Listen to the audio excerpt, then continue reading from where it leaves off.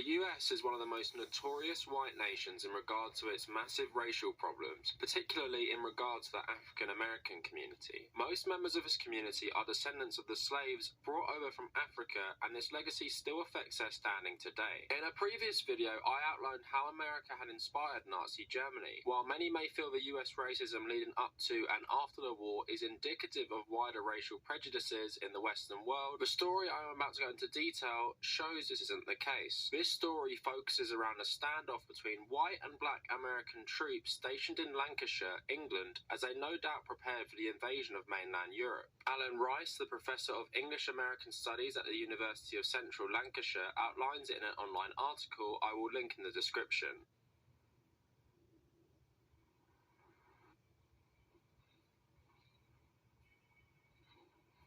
In the late 1980s, bullet holes were found in the woods by a bank in Bamber Bridge in Preston. These shots were fired by American GIs against their own military police. The maintenance worker who found the holes asked locals how they had got there and was told they were the remnants of the Battle of Bamber Bridge. This is when African American troops in the town faced off against white military police on the night of June 24th to 25th, 1943. It led to the death of Private William Crossland, and 4 other African American soldiers were injured in the 5-hour confrontation. It overall led to the conviction of 27 black American soldiers.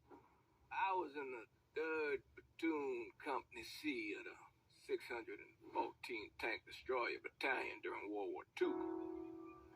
I trained as a medic, but I still carried a gun. Every man in our company was black. My name's Alexa, and I would like to give you a few reasons why you should consider dating a young Asian lady. The Army didn't know what to do with us other than they didn't want us fighting with the white men.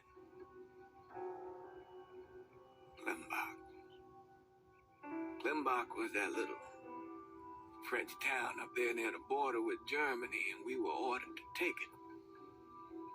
Now, the Krauts took out 3 of the 4 anti-tank guns we had.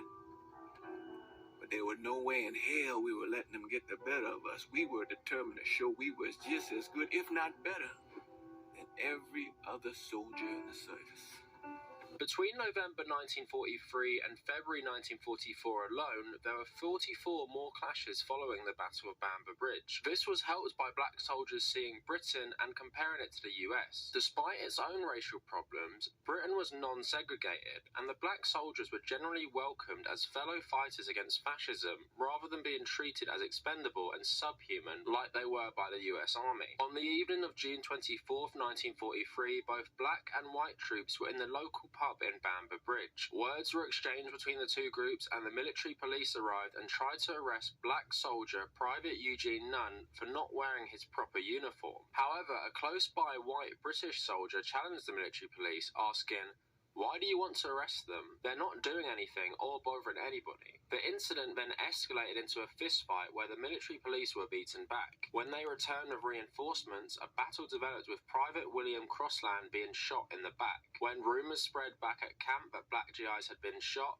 scores of black GIs formed the crowd, with some carrying rifles. At midnight, more military police arrived with a mounted machine gun on a jeep. This prompted more black soldiers to draw rifles, barricading themselves in the camp, while others fled back into the town, leading to shootouts in the street. Many of these black soldiers had also been incited by the Detroit race riots on June 20th, where black men were attacked and killed by local police. The British soldier in the battle is a good example of the general attitude the British had to the Americans' extreme racism. No doubt the British had their own problems. The British government did not object to the US's segregationist policy, as they didn't want to cause trouble among their allies. However, cabinet members still rejected it and didn't want to lead their own people in adopting the American attitude towards black people. However, they still didn't want the British civilians interacting too much with the black GIs, as they ultimately wanted to keep in the Americans' good graces. Some British civilians did take inspiration from Jim Crow in their treatment of the African American guests. Black GIs reported some bars and inns did not allow them entry in places like Suffolk. A vicar's wife in another part of England drew up a 6-point code that was designed to keep black soldiers out of her village. While the British public at times accepted Jim Crow in some instances to appease their guests, There are many instances where they rebuked it. The vicar's wife I just mentioned caused outrage in her community, who then told a local paper that any coloured soldier who reads this may rest assured there is no colour ban in this country,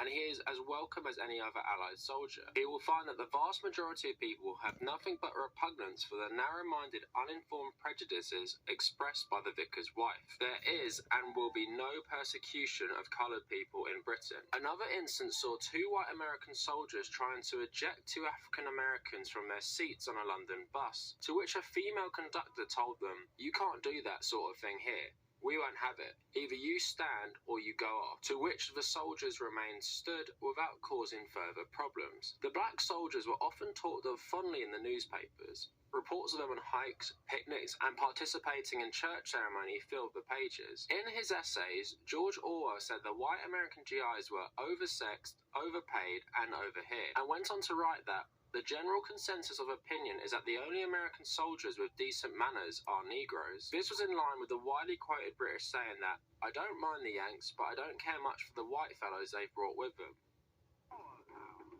This thing might turn into something. I'm mistaken. Here comes something now.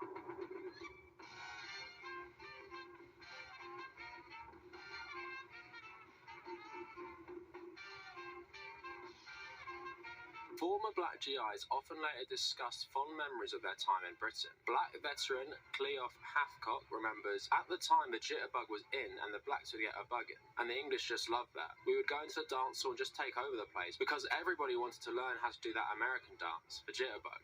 They went wild over that." Another, author Anthony Burgess, who spent time in Bamber Bridge during the war, said that when the US military authorities demanded that the town's pub impose a colour ban, the landlords responded with a sign that read, "Black troops only," to which a white lieutenant commented that England must be pretty ignorant to let white girls fraternise with Negroes. The events in Bamber Bridge encapsulated the Jim Crow segregation laws that the US Army tried to impose in the UK. The open arms welcome the black soldiers received from the British clashed with the resentment by the white Americans. The Bamber Bridge pub and many pubs in England at the time were a mixed-race sanctuary for the black troops that was absent back home, and it's no wonder that this caused issues with the institutionally racist US Army. In 1948, Harry Truman desegregated the army, and the convictions of the black troops were mostly overturned after the events of Bamber Bridge. However, many black soldiers would return from fighting fascism to a system that had inspired the Third Reich's own laws in the first place. It is noted by veteran Wilfred Strange that the impact these soldiers had by serving was the initiation of the civil rights movement, because these soldiers were never going back to be discriminated against again.